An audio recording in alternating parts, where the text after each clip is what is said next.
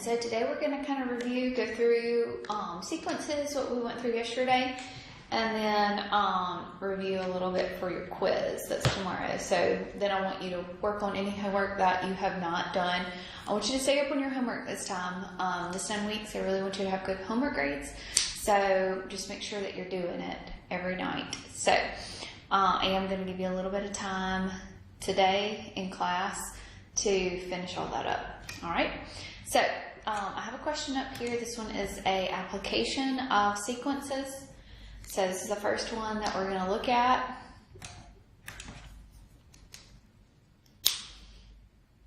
If it goes, may not go. There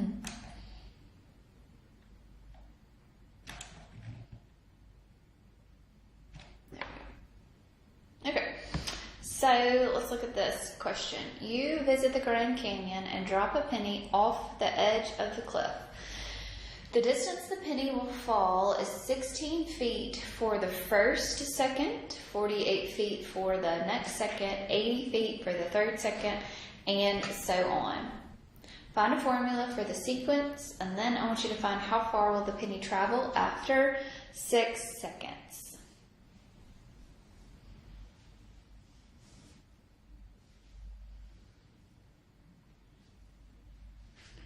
Okay, so take a few minutes and try to go through this one for me. All right, so you visited the Grand Canyon and you dropped a penny, okay? The distance the penny will fall is 16 feet for the first second, okay? So 16 is going to represent the first second. 48 is going to represent the second, right? And 80 is going to represent the third second. And so on. So that's what that means. So this is going to be your first, your second, and your third. So your N is going to be represented by seconds here. Okay? So what is the difference between 48 and 16? So 48 minus 16 gives me a what? A 32. 80 minus a 48, 80 minus a 48 gives me a 32 as well. So the common difference there is going to be a 32 between all of those. Okay, my initial starting point, so my A1 is going to be 16. So my A1, this represents the first second, right? So my formula here is going to be 16, it's going to be 32 times n minus 1 plus your starting point, which is a 16. Okay, you can leave your formula like this, or you can distribute, right? So 32 times n minus a 32 plus a 16. So your formula will be 32n minus a 16. Okay, see, we're just distributing that there to both of this. All right, so how far will the penny travel after 6 seconds? So here my N is going to be represented by 6 seconds. So here I'm going to find A of 6. So 32 times 6 minus a 16. So 32 times 6 minus a 16. So that's going to give me a 176. Okay, so 176 feet. Okay, for the 6 seconds.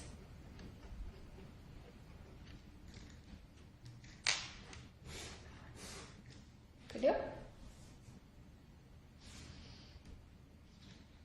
All right, so I'm going to give you another one here.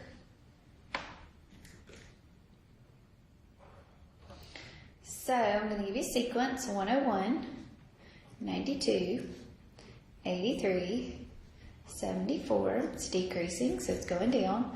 So I want you to find the 19th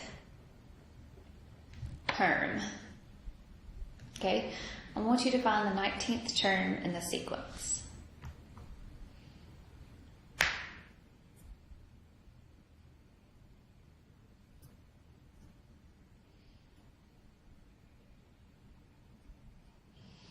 Okay, so here I've got 101.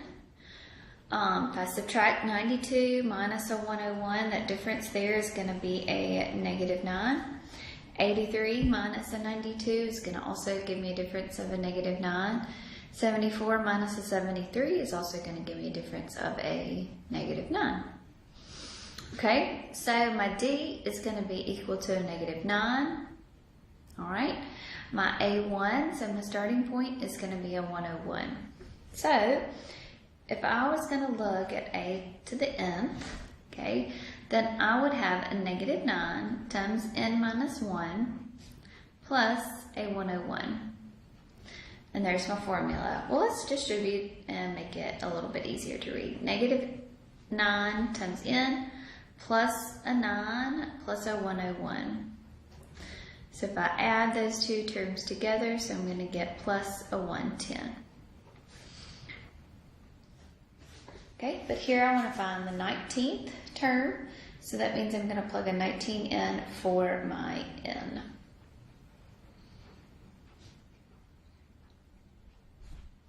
So -9 times a 19 plus a 110. So it's going to be a -61.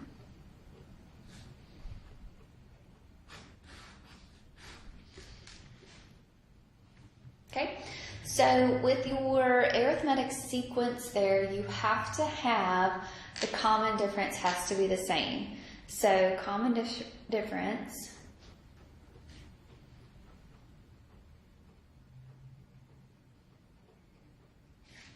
has to be same.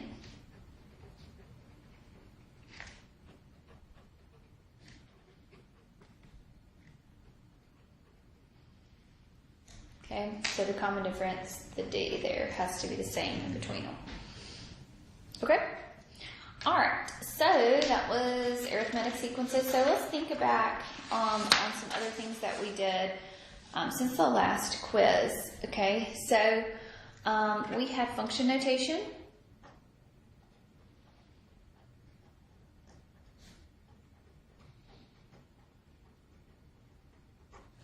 Okay, so function notation, so let f of x equal 2x squared minus a 3x. Okay, I want you to find f of 0. I also want you to find f of -2. So I want you to let f of x, I want you to let that be 2x squared minus a 3x. Okay, and I want you to find f of 0 and f of -2.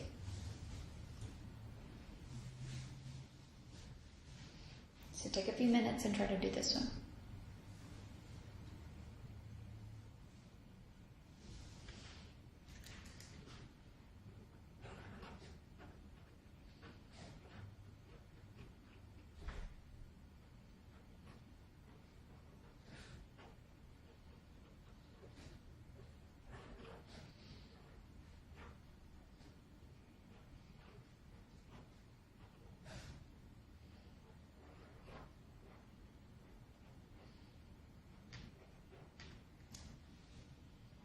Okay, if you want to take some time and do this bottom one too, so take a few minutes and try to do this.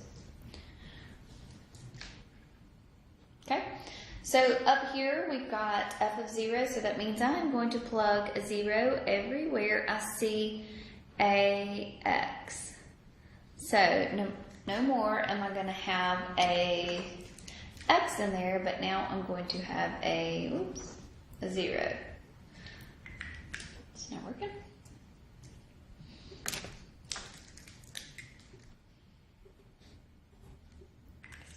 Color pretty much. Okay, so 0 squared times 2 minus a 3 times 0, so that is going to be a 0. So f of 0 is going to be equal to a 0. Okay, f of -2, so everywhere I see a x, I am going to have a -2. So we have to remember our order of operations here. Okay, so order of operations tell me, please excuse my dear Aunt Sally. So we're going to work the exponent first.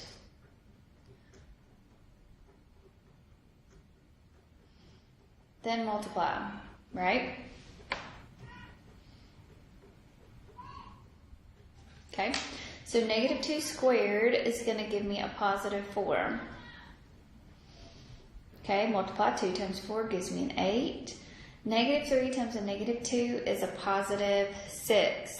Okay, so that negative times that negative does give you a positive. So if I add those two things together, that's going to give me a 14. So f of negative 2 here is going to be a positive 14. Okay, what about this one? So if you didn't have time to do it, take a minute right now and try to do this one. F of x is equal to negative x plus a 9. Find f of negative 4 plus a 6, and find f of 0 minus a 9. So take a minute and try to do this one. Okay, so right here this means I'm going to plug a negative 4 into my function. So I'm going to have a negative times an x plus a 9. That is my function, right? And then I'm going to add 6 to it. But instead of having an x, I'm going to have a negative 4.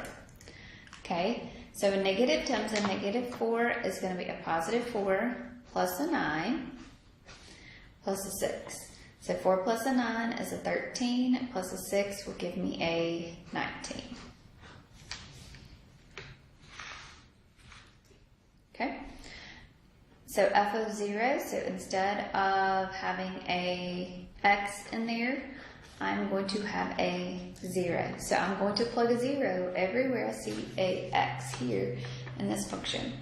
So negative times 0, so that's just still going to be a 0. So 0 plus 9 is going to be a 9. 9 minus 9 is going to give me a 0. Okay, so that's function notation. All right. So what about finding the zeros of a function?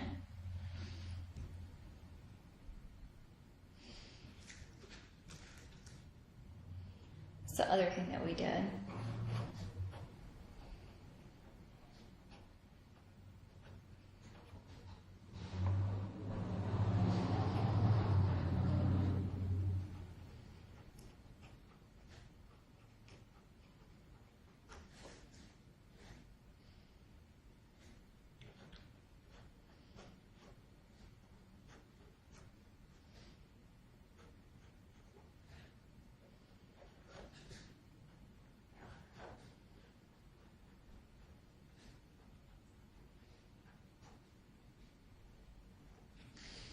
Okay, so I'll do these two, finding the zeros algebraically here.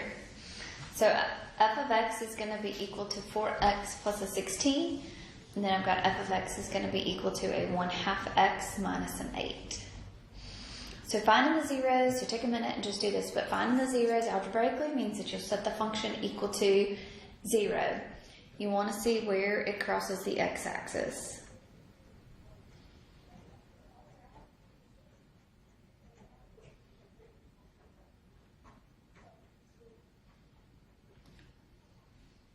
Okay, so 4x plus a 16 is equal to a 0.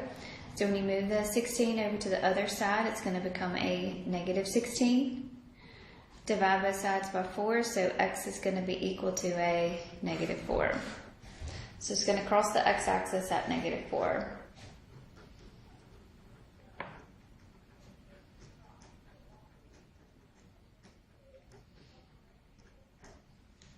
Okay. All right, what about this one? 1/2 x minus an 8. So same thing, I'm going to set this one equal to a 0, and I'm going to solve. So when I move the 8 to the other side, that's a negative 8, so it's going to become a positive 8. Then you multiply both sides by 2. So you'll have x is going to be equal to 8 times 2, which is a 16. So it's going to cross the x-axis at a 16.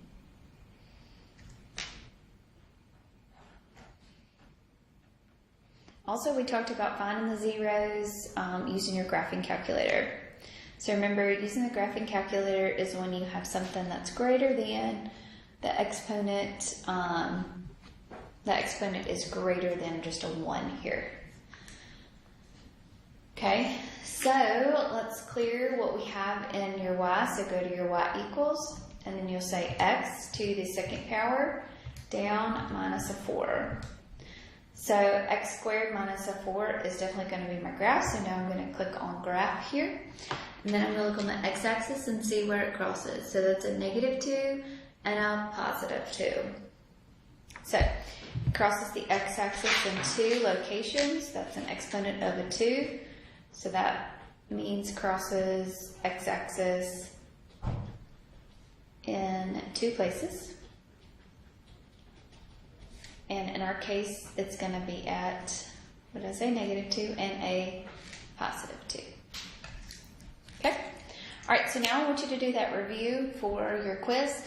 And tomorrow we'll have our quiz, and then you'll start working on your study guide in class. So if you have any questions, please let me know. You'll have a good day.